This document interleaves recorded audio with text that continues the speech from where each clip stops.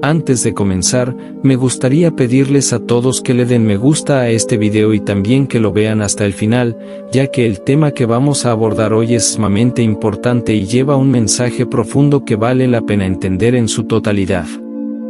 En la vida cotidiana pueden ir a la iglesia y realizar deberes religiosos, pero sus acciones contradicen la fe que profesan. Aquellos que hablan elocuentemente pero viven inmoralmente afirman seguir a Cristo pero actúan en contra de sus enseñanzas. Jesús se afirma como juez supremo de todos los pueblos, un papel que debe haber sorprendido a quienes pensaban en él simplemente como un maestro local. Su declaración llama la atención sobre un futuro día del juicio, cuestionando si las actividades que nos consumen ahora tendrán la misma importancia entonces. Podemos defender nuestras elecciones cuando todas las cosas terrenales pierdan importancia. Reflexionando sobre las palabras de Spurgeon, descubrimos que las personas a las que Jesús se dirige aquí no estaban exentas de acciones espirituales, profecía, exorcismo y maravillas. Sin embargo, estos logros son inútiles sin una verdadera comunión y una conexión genuina con Jesús. Realizaron estas hazañas en el nombre de Jesús, pero carecieron de una relación auténtica de amor y comunión con Él. Nunca os conocí, declara Jesús. La salvación depende de conocer a Jesús íntimamente y de ser conocido por Él. Esto trasciende la mera confesión verbal o la dependencia de acciones superficiales. Este mensaje nos recuerda que la fe sin una relación sincera es insuficiente. Las acciones que realizamos en el nombre de Jesús deben estar arraigadas en una conexión auténtica y una devoción sincera. Al explorar este pasaje, descubrimos la esencia de la fe auténtica, una relación con Jesús que impregna nuestras acciones y elecciones, conduciendo a una verdadera transformación del corazón y de la vida. El trabajo espiritual es nuestra conexión con Él a través del don de la fe que Él nos otorga, asegurando nuestra salvación. Conectados a Jesús, estamos a salvo. Sin conexión con Él, todos los milagros y grandes obras no prueban nada. ¡Qué palabra tan terrible! Apartaos de mí. Del mismo Jesús que habéis proclamado, en unión con quien se puede encontrar la vida eterna. En Cristo todo es paraíso, separados de Él, todo es un infierno. Jesús es el juez, las llaves están en tus manos.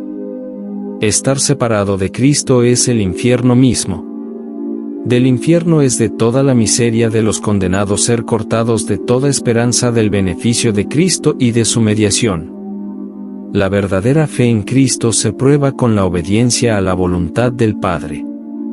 No basta con decir, Señor, Señor, y afirmar creer.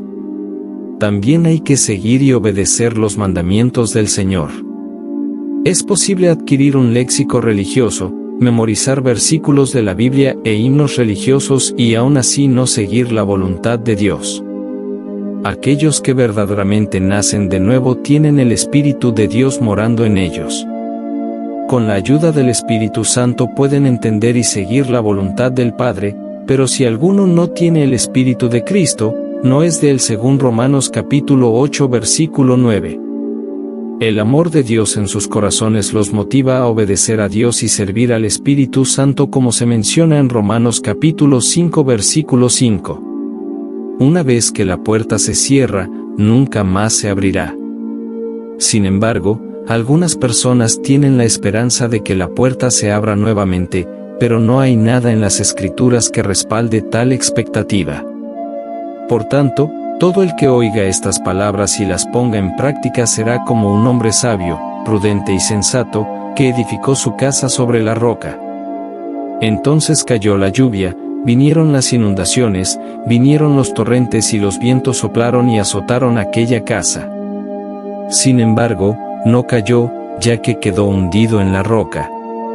Todo el que oye estas palabras mías y no las pone en práctica, será como un hombre necio y estúpido que construyó su casa sobre arena. Y cayó la lluvia, vinieron las inundaciones, los vientos soplaron y golpearon la casa, y cayó. Y grande fue su ruina.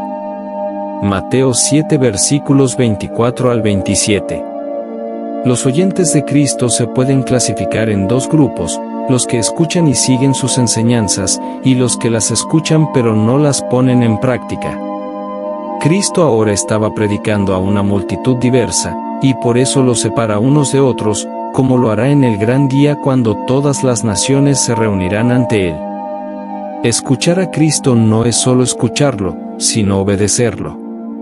El Señor estaba ilustrando un punto principal: nuestra profesión de fe en Cristo será probada ante Dios.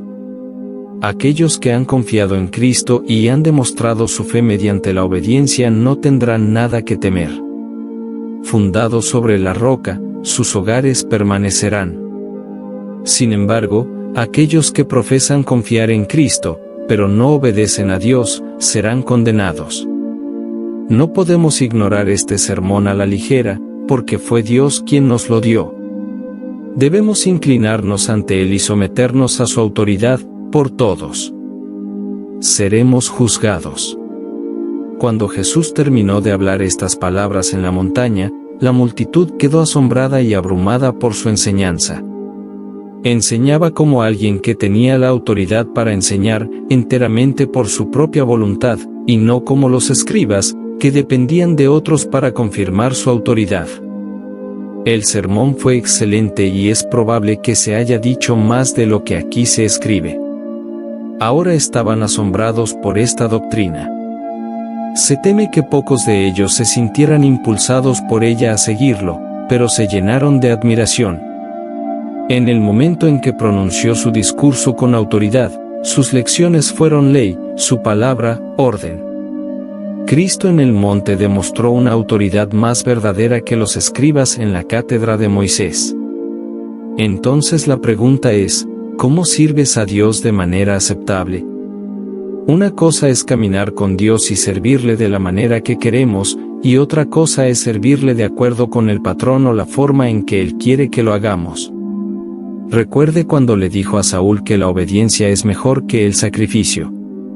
Esto significaba que no podemos buscar servir a Dios en nuestros propios términos, solo de acuerdo con su voluntad conocida. Es importante distinguir entre estos dos enfoques, porque muchas personas han afirmado con vehemencia que caminaron con Dios e hicieron su voluntad, solo para que Dios les dijera: apartaos de mí. Primero, ven con sumisión reverente. La palabra de Dios nos da una visión profunda de cómo oró Jesús. No estábamos allí para verlo, pero gracias a Dios por la Biblia.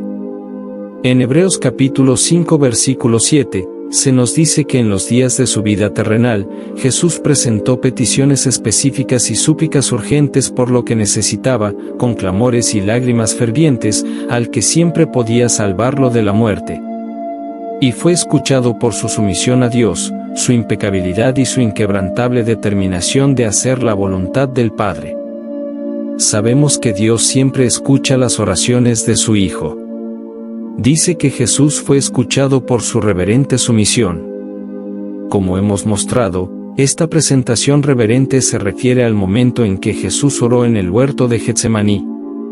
La descripción de lo ocurrido en aquella ocasión es un ejemplo de ello. Por tanto, la sumisión reverente consiste en decir al Padre: no como yo quiero, sino como tú quieres que se haga tu voluntad. Consiste en renunciar a la propia voluntad y aceptar la voluntad de Dios. Jesús nos dio una oración para usar como modelo. Por supuesto, es lo que llamamos el Padre Nuestro. En esa oración incluyó este principio. Nos enseñó a orar: venga tu reino, hágase tu voluntad, tanto en la tierra como en el cielo. Cuando te acercas a Dios, necesitas decir: hágase tu voluntad. Esas simples palabras significan que cuando mi voluntad no está alineada con la tuya, la dejo a un lado. Estás diciendo que cuando nuestras dos voluntades chocan, dejo que la tuya prevalezca. Segundo, estar genuinamente dedicado a Dios. La dedicación habla de un compromiso del corazón que no se deshace ni se desanima fácilmente. Según Crónicas capítulo 15, versículos 14 y 15, además, juraron al Señor a gran voz, con trompetas de alegría y con bocinas. Todos ayudaron y se regocijaron por el juramento, porque lo habían jurado con todo su corazón y lo habían buscado con fervor. Y Dios los recompensó dándoles descanso por todos lados. Es fundamental observar que obtuvieron descanso después de una dedicación genuina a Dios. De la misma manera, podemos encontrar verdadero descanso cuando elegimos ser verdaderamente devotos de Dios. Cuando somos verdaderamente devotos de Dios, naturalmente disfrutamos de su protección, y este compromiso incondicional le agrada a Él. Cuando somos verdaderamente devotos, es natural llevar su presencia y, por lo tanto, ser testigos de sus manifestaciones naturales. La verdad es que algunas personas que son llamadas por el nombre de Dios, porque frecuentemente están en su casa, tienen corazones muy alejados del Dios vivo. Debemos ser sacrificados en nuestro caminar y trabajar con Dios. La mayordomía para Dios requiere un cierto nivel de sacrificio, ya que la obediencia a veces puede ser inconveniente para nuestra carne.